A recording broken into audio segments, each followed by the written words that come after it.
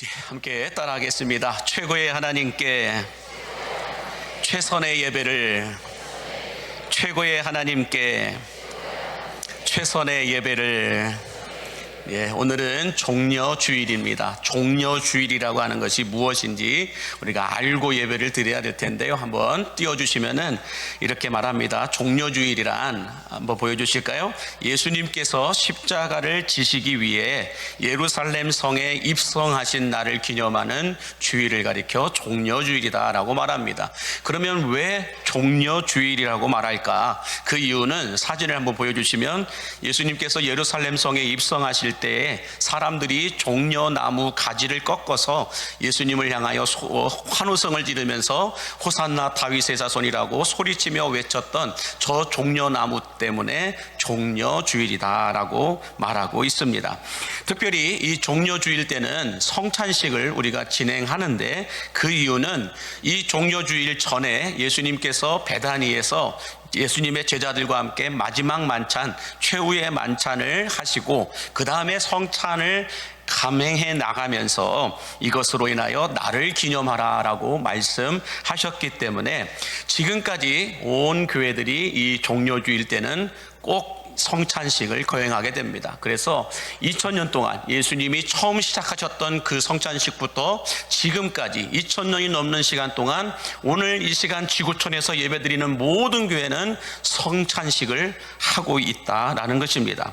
자, 이렇게 예수님의 제자들과 최후의 만찬을 통하여 성찬식을 마치신 예수님께서는 이제 베다니에서 예루살렘 성으로 들어가시는데, 베다니에서 예루살렘 성까지는 성인 걸음으로 걸어서 2km 정도가 됩니다. 그 거리를 예수님이 제자들과 함께 걸으셔서 가시다가 예루살렘 성에 다 가까워서는 두 제자를 불러서 건너편 마을로 가면은 한 번도 타보지 않은 나귀 새끼가 매여 있을 텐데 그것을 풀어 끌고 내게로 오라라고 말씀합니다. 그래서 제자들이 가서 예수님의 말씀대로 순종하여 나귀 새끼를 풀어서 끌고 왔습니다. 그리고 그 나귀 새끼 등 위에다가 자기들의 겉옷을 펴서 입히고 예수님이 그 등 위에 타시고 예루살렘 성에 입성하시는 내용이 오늘 본문의 말씀입니다. 그래서 오늘 우리는 함께 나누고 싶은 말씀은 이 예수님을 등에 태우고 예루살렘 성에 들어가는 이 나귀 새끼의 앞모습은 어떤 모습이었을까? 나귀는 어떤 모습이었을까와 또 예수님이 베다니에서 예루살렘 성까지 걸어가셨을 때에 예수님의 제자들이 예수님 뒤를 따라갔는데 예수님의 그 뒷모습은 어땠을까? 예루살렘 성을 들어가시는 예수님의 그 앞모습 말고 뒷모습은 과연 어떤 모습이었을까를 함께 생각해 보기를 원하는데요. 첫 번째로 예수님을 등에 태우고 예루살렘 성에 들어가는 나귀 새끼의 모습은 어떤 모습이었을까? 그 첫 번째는 이렇게 말하고 있습니다. 매여 있는 모습에서 매인 것이 풀어진 모습으로 이 나귀는 예루살렘 성에 들어갔다라고 말씀합니다. 자, 오늘 본문 2절과 3절에 보시면 이렇게 말씀하죠. 이르시되 너희는 맞은편 마을로 가라. 그리하면 곧 매인 나귀와 나귀 새끼가 함께 있는 것을 보리니 풀어 내게로 끌고 오라. 만일 누가 무슨 말을 하거든 주가 쓰시겠다 하라. 그리하면 즉시 보내리라 하시니라고 말씀합니다. 예수님께서 나귀 새끼를 쓰시기 위해서 매여있던 것들, 묶여있던 것들을 풀어서 내게로 끌고 오라. 누가 뭐라 하거든 주가 쓰시겠다 하라고 하면 바로 즉시 보낼 것이다 라고 말씀하고 있는 내용입니다.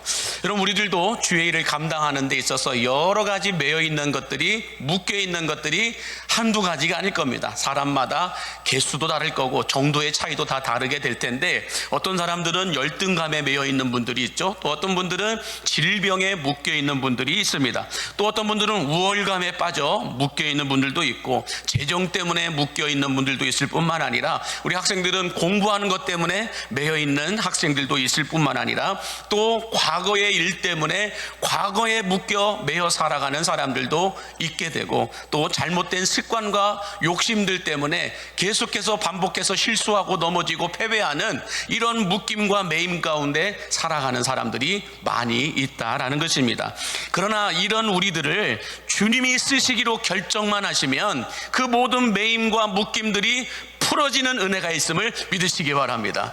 내가 내 힘으로 어떻게 할 수 없는 매여있는 그 나귀 새끼가 자기 힘으로 풀어진 게 아니라는 거예요. 주님이 쓰시겠다고 말씀하셨고 예수님의 제자들이 가서 풀었기 때문에 매인 것이 풀어진 모습으로 주님께로 왔던 것처럼 우리들도 주님이 쓰시기로 여러분의 인생을 결정하기만 하시면 하나님은 어떤 방법을 통해서 누구를 통해서라도 하나님은 여러분의 매인 것들을 풀어주시는 분이심을 믿으시기 바랍니다. 그러므로 오늘 주께서 여러분을 쓰시기로 결정함으로 말미암아 나귀 새끼처럼 묶여있고 매여있던 모습이 아니라 풀어진 해방된 모습으로 살아가실 수 있는 여러분들이 되기를 주의 이름으로 간절히 축복합니다. 자, 두 번째로 나귀 새끼의 앞모습은 어떤 모습이었을까? 두 번째는 나귀 새끼가 예수님을 등에 태우고 예루살렘 성에 들어가니까 수많은 인파가 와가지고 예수님을 향하여서 환호성을 지르고 종려나무 가지를 흔들고 자기들의 겉옷을 펴서 땅에 펴면서 갑작스런 주목에 이 나귀가 당황해 하다가 착각에 빠지게 되는 모습을 보여주고 있는데요. 오늘 본문 5절 말씀 같이 함께 보겠습니다. 오늘 본문 5절 같이 볼게요. 시온 딸에게 이르기를 내 왕이 내게 임하나니 그는 겸손하여 나귀 곧 멍에 매는 짐승의 새끼를 탔도다 하라 하였느니라. 참 중요한 말씀이 여기에 기록되어 있어요. 자, 여러분, 예수님은 지금 예루살렘 성에 어떤 모습으로 입성하고 계십니까? 왕이라고 하는 이름으로. 이스라엘 백성들이 거기 예루살렘 성에 있는 사람들이 호산나 다윗의 자손이여 라고 말하면서 우리의 왕이시다라고 찬송하면서 예수님을 환영하고 있다라는 거예요. 그러면 왕으로 입성하시는 예수님의 모습이라면 여러분 뭘 타고 들어가야 돼요? 최소한 우리 이 시대로 말하면 뭐 벤틀리 같은 이런 걸 타고 들어가야 맞을 텐데 예수님 시대에는 뭘 타고 들어가야 왕의 격에 맞느냐? 백마나 흑마를 타고 들어가야 됩니다. 백마와 흑마. 저런 말을 타고 예루살렘 성에 들어가셔야 그래도 예수님의 격과 결에 맞는 모습이라는 거예요. 그래서 왕이 성에 입성할 때는 백마를 타고 가죠. 또 전쟁에서 승리한 개선 장군이 여러분들 성으로 들어갈 때는 흑마를 타고 들어갑니다. 그럴 때 많은 백성들이 환호성을 지르며 승리를 찬송하고 환영하는 이런 모습을 보여준다라는 거예요. 그런데 지금 백성들은 왕이 우리 예루살렘 성으로 들어오신다라고 해서 환영하고 있는데 예수님이 타고 들어가시는 그 말도 아니고 어떤 모습으로 무엇을 타고 들어가셨나요? 한번 보여주시면 바로 저 나귀를 타고 들어가셨다는 거예요. 되게 우습기도 하고 측은하기도 하고 뭔가 모르게 맞지가 않는다는 거예요.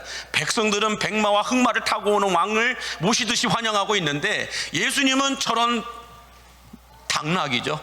당나귀를 타고 들어가는 모습을 보여주시고 계신다라는 거예요. 자, 그러면 여러분, 저 당나귀를 예수님이 왜 타고 들어가셨을까? 오늘 5절 말씀에 보고 있듯이 나귀, 예수님은 겸손하여 나귀 곧 멍에를 뭐라고 했나요? 멍에를 맨 짐승의 새끼를 탔도다. 멍에 매는 짐승의 새끼를 탔도다라고 말씀하고 있습니다. 자, 그렇다면 여러분, 이 예수님 당시에 저 멍에를 매는 짐승을 나귀였다고 하는데 그러면 그 멍에가 뭘까요? 이 나귀가 어떤 멍에를 끄는 존재였기에 예수님은 이 나귀 새끼를 타고 들어가셨을까? 사진 한번 보여주시면 멍에는 예수님이 타신 나귀는 죄수들과 죄인들을 압송하는 마차를 끌고 가는 나귀였다라는 거예요. 멍에를 맸다라고 말하는 것은 예수님 시대에는 저 나귀가 물론 다른 사람들을 이동하는 마차도 되겠지만은 죄수와 죄인들을 끌고 형 집행장으로 데리고 갈 때에 끌고 가던 마차가 여러분 나귀가 끌는 멍에였다라고 말하고 있습니다. 그러므로 여러분 예수님은 지금 예루살렘 성에 임금으로 환영받으며 들어가시는 걸까요? 아니면 왜 들어가시는 걸까요? 저와 여러분의 죄를 위하여 십자가에서 죽으시기 위하여서 죄인의 모습으로 온 인류의 죄인의 모습으로 들어가시는데 뭘 타고 들어가시냐? 죄인들을 이동시켰던 마차를 끌던 그 나귀를 타고 들어가셨다라는 거예요. 자, 이런 나귀 새끼가 예수님을 등에 태우고 예루살렘 성에 들어가자 지금까지 한 번도 경험해보지 못한 일을 이 나귀가 경험하는 거예요. 평상시에는 죄수와 죄인들을 압송할 때는 사람들이 이 나귀를 눈에 보지도 않았어요. 가까이 하려고 하지도 않았어요. 재수가 없다고. 죄인을 끌고 가는 나귀이기 때문에 가까이 하려고 하지 않았다라는 거예요. 그래서 별로 가까이 하려고 하지 않았습니다. 그런데 이 나귀가 예수님을 태우고 예루살렘 성에 들어가자 수많은 사람들이 어떻게 했다고 말합니까? 오늘 보면 8절과 9절에 보니까 이렇게 말하고 있어요. 시작. 무리의 대다수는 그들의 겉옷을 길에 펴고 다른 이들은 나뭇가지를 베어 길에 펴고 앞에서 가고 뒤에서 따르는 무리가 소리 높여 이르되 호산나 다윗의 자손이여 찬송하리로다. 주의 이름으로 오시는 이여 가장 높은 곳에서 호산나 하더라. 그래요. 자, 예수님을 등에 태우고 예루살렘 성에 입성하자 수많은 사람들이 겉옷을 펴서 레드카펫을 깔아줍니다. 그리고 종려나무 가지를 꺾어서 와가지고는 손을 흔들면서 예수님을 향하여 뭐라고 고백해요? 호산나 다윗의 자손이라고 말해요. 다윗은 누구예요? 왕이라는 거예요. 왕의 혈통을 가진 왕이 우리 예루살렘에 입성하신다라고 그들은 호산나를 외쳤다라는 거예요. 왕이 오신다라는 거예요. 이런 모습으로 여러분들 들어가는데 나귀가 어떤 착각을 했어요? 우와, 내가 이렇게 대단한 인기가 있었나? 우와, 내가 이렇게 대단한 존재였는가? 와, 사람들이 나를 향하여 뭐라고 얘기해요? 물건 중에 물건이네.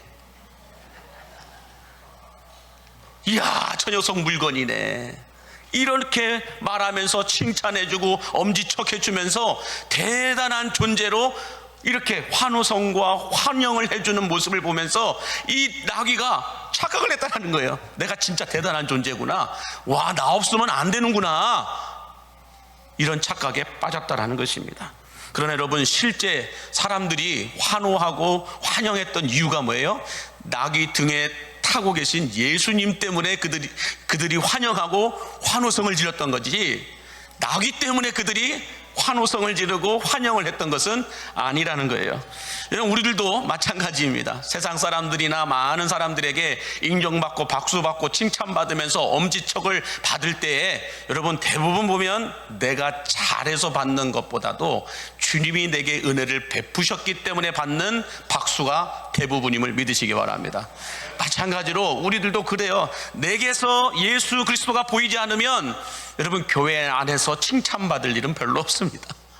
내게서 예수가 보이면, 내게서 예수가 드러나면, 예수의 향기가 발하면 사람들은 인정하고 박수받고 엄지척을 해주면서 인정을 해줍니다. 높여줍니다.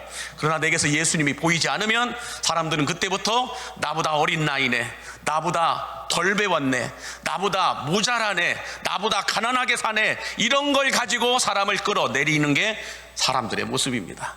그러나 내게서 예수님이 보이면 그들은 나이와 지위와 상관없이 인정해주고 박수쳐주고 높여주는 것을 여러분 믿으시기 바랍니다. 그러므로 여러분, 우리 광림교회가 사람들로부터 주목을 받고 있음을 믿으시기 바랍니다. 별로 안 믿으시는군요. 광림교회가 여수뿐만 아니라 우리나라에서 전 세계에서 유튜브를 통하여서 다 우리 교회의 예배를 보고 있고 또 우리 홈페이지를 통하여 우리가 사역하는 것들을 일일이 다 보고 있습니다. 그러면서 주목하고 있는 교회라는 거예요. 근데 왜 주목할까요? 교회가 커서 그럴까요? 아니면 인물들이 좋은 사람들만 있어서 그럴까요? 힘 있고 권력 있는 사람들이 모여서 예배하는 곳이기 때문에 그럴까요? 전혀 그렇지 않아요. 광림교회 안에 예수님이 함께 하시니까, 예수님을 보여주니까, 예수님이 함께 하시는 것이 드러나니까 사람들이 주목하는 거예요. 그거 아니고서는 내놓을 만한 명함이 하나도 없어요. 요즘에 여러분 돌아다니면 명함 많이 받으시잖아요.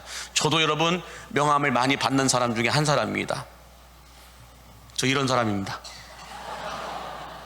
여기저기 가도 명함을 얼마나 많이 주는지 몰라요. 근데 다 많이 이러니까 저는 명함이 없어요. 제 명함은 예수 그리스도밖에 없습니다. 제 명함은 광림교회밖에 없습니다. 그래서 어딜 가든지 광림교회 목사라고 소개하지 누구라고 소개하잖아요. 어떤 스펙을 갖고 있고 어떤 배경을 갖고 있고 어떤 공부를 했고 어떤 경력을 갖고 있고 이런 거 이야기하잖아요. 내가 내놓을 명함은 오직 하나, 예수 그리스도의 종이요 광림교회 목사라는 것, 이거 하나밖에 없습니다. 그러므로 이것이 드러날 때 세상은 우리를 주목하게 될 줄로 믿습니다.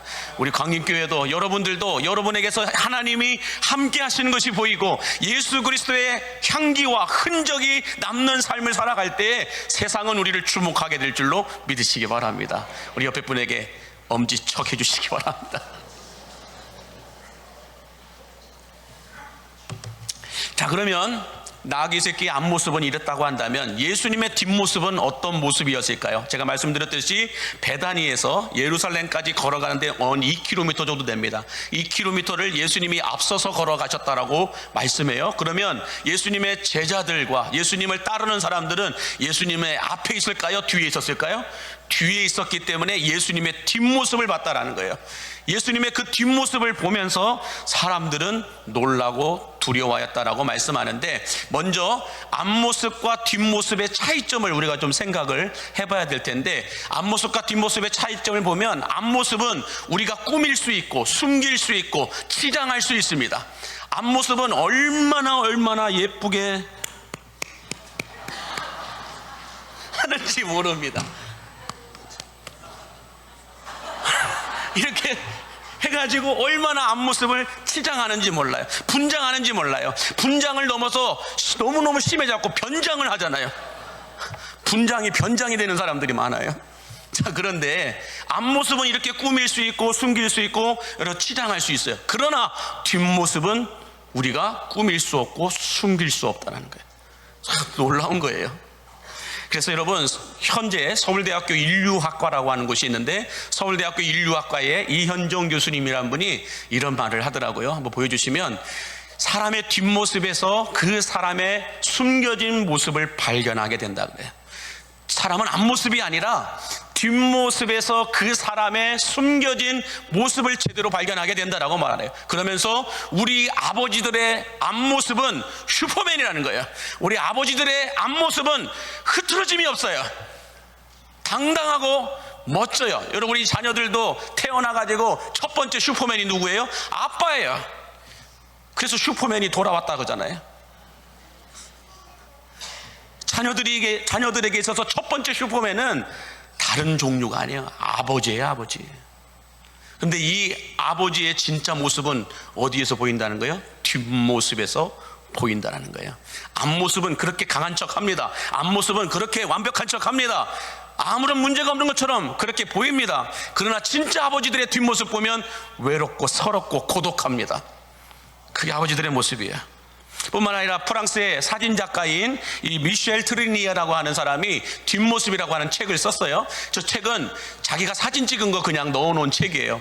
그래서 저 책을 보면은 뒷모습밖에 없어요. 뒷모습이 책 제목이기 때문에 뒷모습만 찍어서 다 넣어놨어요. 근데 그 뒷모습을 적어서 넣어놓은 말 가운데 기가 막힌 해석이 있어요. 그게 뭐냐면, 제가 옮겨봤는데요, 등은 거짓말을 할 줄 모른다. 그러므로 언제나 뒤쪽이 그 사람의 진실이다라고 말해요. 앞쪽에서 말하는 거 말고요, 앞에서 보여주는 모습 말고요, 뒤에서 보여주고 뒤에서 말하고 뒤에서 행동하는 그것이 그 사람의 진실이고 진짜라는 거예요. 등은 거짓말하지 못한다는 거예요. 뒤쪽은 거짓말하지 않아요. 뒤쪽이 진짜입니다. 자, 그래서 여러분, 예루살렘 성으로 예수님이 걸어가실 때 제자들이 예수님의 뒤를 따라가면서 예수님의 뒷모습을 봤다라는 거예요. 그 예수님의 뒷모습은 어떤 모습이었을까? 지금까지 본인들이 봤던 예수님의 앞모습은 기적을 행하고 병든 자를 일으키고 엄청난 역사와 기적과 능력들을 행하셨던 분이 예수님의 앞모습이었어요. 근데 예수님의 뒷모습은 그들이 처음 보는 거예요. 자, 예수님의 뒷모습은 과연 그러면 어떤 모습이었을까? 첫 번째는 사명을 감당하는 모습이었다라고 말합니다. 자, 오늘 우리 마가복음 10장 32절에서 34절을 보시면 이렇게 말씀합니다. 예루살렘으로 올라가는 길에 예수께서 그들 앞에 서서 가시는데 그들이 놀라고 따르는 자들은 두려워하더라. 이에 다시 12제자를 데리시고 자기가 당할 일을 말씀하여 이르시되, 보라, 우리가 예루살렘에 올라가노니 인자가 대제사장들과 서기관들에게 넘겨짐에 그들이 죽이기로 결의하고 이방인들에게 넘겨주겠고 그들은 능욕하며 말하며 침뱉으며 책찍질하고 죽일 것이나 그는 3일 만에 살아나리라 라고 말씀합니다. 예수님의 뒤를 따라오면서 제자들이 놀라고 두려워하였다라고 말해요. 그러자 예수님이 이 제자들에게 다시 설명합니다. 내가 예루살렘 성에 들어가는 이유는, 예루살렘 성에 내가 들어가게 되면 대제사장들과 서기관들이 결의해서 공동회를 열어 결의해가지고 예수님을 이방인들에게 넘겨주기로 결의할 거다, 끌어내리기로 결의하게 될 것이다 라는 거예요. 그러면서 이방인이었던 빌라도를 통하여 십자가에 못 박으라는 판결이 나오게 될 것이다. 그리고 나는 책찍을 맞고 고난을 당하면서 십자가에 매달려 죽게 될 것이다. 그러나 그는 3일 만에 다시 살아날 것이다. 이걸 이야기하세요. 뭘 얘기하신 걸까요? 예수님의 사명을 이야기하신 거예요. 예수님의 사명을 이야기하시는데 그 뒷모습에서 사명자의 길을 걸어가는 예수님의 모습이 보였다라고 말씀하고 있는 거예요. 여러분, 예수님의 이 모습을 그대로 따라했던 사람이 있습니다. 그대로 예수님의 뒷모습을 닮았던 사람이 있어요. 사도 바울인데 사도행전 20장 23절과 24절에 보면 사도 바울이 똑같은 이 얘기를 해요. 한번 같이 보실까요? 시작. 오직 성령이 각 성에서 내게 증언하여 결박과 환난이 나를 기다린다 하시나 내가 달려갈 길과 주 예수께 받은 사명 곧 하나님의 은혜의 복음을 증언하는 일을 마치려 하면은 나의 생명조차 조금도 귀한 것으로 여기지 아니하노라. 그래요. 내가 저 예루살렘 성에 들어가면 결박을 당하고 환난을 당하고 돌멩이로 맞으면서 죽을 수도 있지만 성령께서 이렇게 말씀하시지만 주 예수께 받은 사명 곧 은혜의 복음을 증언하기 위해서 나는 죽을 줄 알면서 들어간다는 거예요. 이것이 예수님의 뒷모습입니다. 그래서 여러분, 사명을 감당하는 자들의 뒷모습은 언제나 아름답습니다. 그러나 사명을 감당하지 않는 사람들의 뒷모습은 추하고 불행합니다. 이와 똑같은 사람이 있었어요. 에스더 4장에 가서 보면 에스더가 아닥사스다 왕 앞에 나아갑니다. 이 왕 앞에 나갈 때 왕이 부르지 않았는데 그냥 왕 앞으로 나오면 그게 누구라도, 왕비라도 그냥 처형을 당하는 게 그 시대의 룰이었어요. 법칙이었다는 거죠. 근데 이 에스더가 하만이라고 하는 총리가 이 정책을 펴고 법을 통과시켜갖고 자기 백성들을 한순간에 몰살시키려고 한다라고 하는 것을 알게 된 이상, 법이 통과된 이상 어쩔 수 없다. 내가 왕비이건을 내가 이 자리에 있는 것이 바로 이때를 위함이 아닌가. 그래서 내가 죽으면 죽으리라는 각오를 가지고 왕 앞에 나가겠다는 거예요. 그래서 왕 앞에 나가서 내 백성을 살려달라고 얘기합니다. 그렇게 하자 여러분 어떻게 됐을까요? 하만이 죽고 이스라엘 백성들이 살게 되었습니다. 죽을 줄 알면서 들어가는 거예요. 이것이 사명자의 길을 걸었던 예수님의 뒷모습입니다. 우리들도 마찬가지예요. 신앙생활 하는 거, 교회 안에서 직분 감당하는 거, 여러 가지 사역 감당하는 거 쉬울까요? 결코 쉽지 않아요. 힘들고 피곤하고 지치고 어렵다는 거 뻔히 알아요. 아침 일찍부터 주일날 나와가지고 여러분들 예배를 섬기고 준비하는 거 쉬울까요? 쉬고 싶어요. 열심히 늦잠도 자고 싶어요. 그럼에도 불구하고 나오는 이유가 뭘까요? 예수님의 뒷모습을 보았기 때문에 그래요. 예수님의 뒷모습을 본 사람들은 피곤해도 지쳐도 고난스러워도 어려워도 그 자리를 지키는 거예요. 그게 예수님의 뒷모습을 본 사람들의 모습이라는 것입니다. 그래서 저는 이번 예배 대행진을 통하여서 여러분 힘들고 피곤하고 어렵습니다. 한 번 더 예배하는 것, 한 번 더 기도하는 것, 한 번 더 말씀을 보는 것, 한 번 더 복음을 전하는 것, 이게 쉬울까요? 쉽지 않아요. 그럼에도 불구하고 감당해 나아갈 때에 예수님의 뒷모습을 본 제자들의 삶을 살아가게 될 줄로 믿습니다. 예수님의 제자들이 그렇게 살았더니 어떻게 됐어요? 사도행전에 가서 보면 예수님과 똑같은 사역들을 감당해 가요. 더 크고 놀라운 일들을 행하는 것을 볼 수가 있습니다. 예수님의 뒷모습을 본 자들은 그렇게 살더라는 거예요. 자, 두 번째로 예수님의 뒷모습은 어떤 모습이었을까? 두 번째는 등을 보여주는 모습이었다라고 말씀합니다. 등을 노출시키는 모습이었다라고 말씀하는데, 자, 오늘 마가복음 10장 32절 같이 보겠습니다. 예루살렘으로 올라가는 길에 예수께서 그들 앞에 서서 가셨다라고 말해요. 제자들보다 앞서서 가셨다라고 말하는데, 여러분 예수님이 앞서 가실 때 제자들에게 예수님이 뭘 보여주신 거예요? 뒷모습, 다시 말해서 등을 보여주신 거예요. 예수님의 등을 보여주셨다는 거예요. 여러분, 이 등을 보여주셨다는 것에 상당한 비밀이 숨겨져 있습니다. 등을 보여주셨다는 것은 자신의 연약한 부분, 자신의 약점을 노출시켰다는 거예요. 여러분, 우리가 앞에서 누군가가 공격해 오면 어떻게든 방어할 수 있어요. 어떻게든 반응은 할 수 있어요. 그런데 보이지 않는 뒤에서 등을 때리는 건 감당이 안 돼요. 그렇지 않겠습니까? 그러므로 예수님이 제자들에게 등을 보였다라고 하는 것은 가장 예수님의 연약하고 어려운 부분을 보여주셨다라는 것이에요. 두 번째는 수많은 오해와 욕을 먹는 길을 선택하셨다라고 말씀하고 있는 겁니다. 여러분, 리더가 된다라는 게 쉬울까요? 리더가 된다라는 것, 앞에 서서 간다라는 것 결코 쉬운 게 아닙니다. 사람들이 앞에서는 아이고 이렇게 이야기할 수 있어요. 근데 뒤돌아서서 등을 보이는 순간 이래버리는 경우가 얼마나 많은지 몰라요. 앞에서는 우리 누구 하는데 뒤에서는 XX 10원짜리 80원짜리 십자수 사생생생생생 얼마나 많은지 몰라요. 여러분, 리더의 길을 걸어가는 것 결코 쉽지 않습니다. 그래서 리더의 고독이라고 하는 책을 쓴 강중민 목사님이 이런 글을 남겨놨더라고요.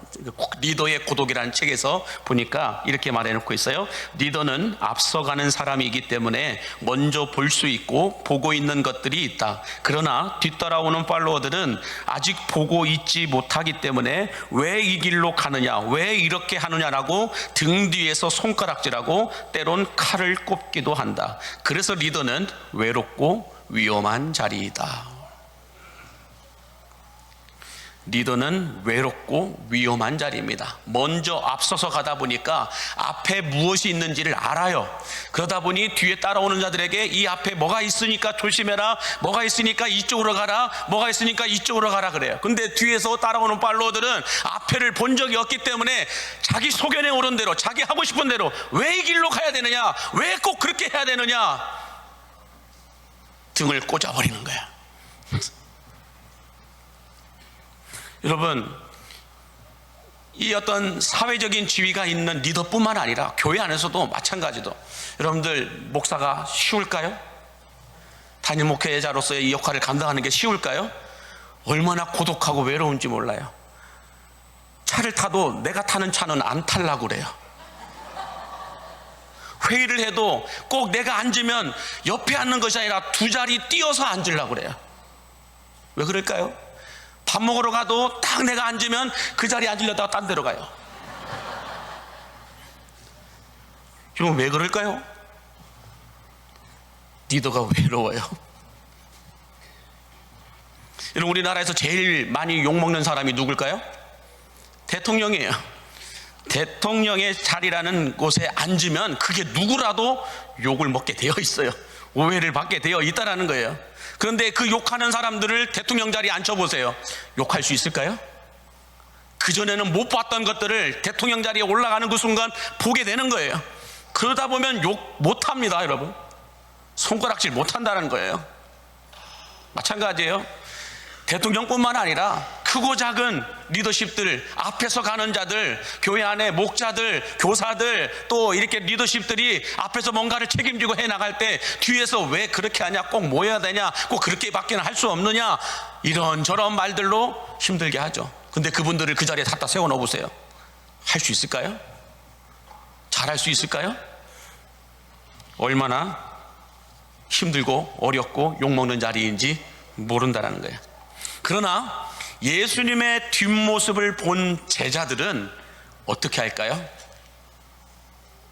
예수님의 등을 보면서 욕하고 때리고 등짝을 보였다고, 등을 보였다고 해서 등짝을 때려버리는 게 아니라 뭘 할까요? 예수님의 뒷모습을 본 사람들은 예수님의 등을 두들겨 주는 거예요. 근다고 해서 예수님의 등을 진짜 가서 두들겼다 이런 얘기가 아니에요. 예수님의 뒤를 따른다라는 것은 말씀대로 순종해 가는 게 예수님의 등을 두들겨 주는 거예요. 여러분, 마찬가지로 우리들도 그렇습니다. 아버지들이 집에 들어올 때 강해 보이죠. 모든 걸 할 수 있을 것 같죠. 그러나 그들의 뒤 모습은 얼마나 초라하고 어깨가 내려와 있는지 몰라요. 힘들어요. 그때 여러분 어떻게 해야 될까요? 아버지의 등을 봤을 때 두들겨 주는 거예요.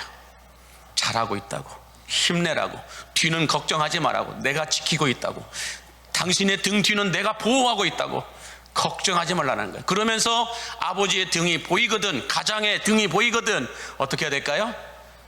가서 안아주는 거예요. 오늘 이 자리에서 예배하는 모든 성도들은 숙제를 드립니다. 집에 가셔서 내 아내의 등이 보이거든, 내 남편의 등이 보이거든, 어떻게 할까요? 등짝을 때리지 마시고 발로 차버리지 마시고 가서 안아주시기 바랍니다. 안아주셔야 돼요. 그게 예수님의 뒷모습을 본 사람들의 모습이에요. 여수시의 시장님부터 시작해서 모든 기관장님들이 리더의 자리에서 앞서갈 때 그들을 향하여서 수많은 욕을 합니다. 수많은 오해를 하고, 그들의 자리가 얼마나 고독하고 외롭고 힘든지 몰라요. 그런 그들을 위해서 누군가는 등을 두들겨주는 사람이 있어야 돼요. 누군가는 그들을 지켜주고 보호해주는 사람이 있어야 된다는 거예요. 누군가는 가서 그들의 등을 안아주는 사람이 있어야 된다는 것입니다.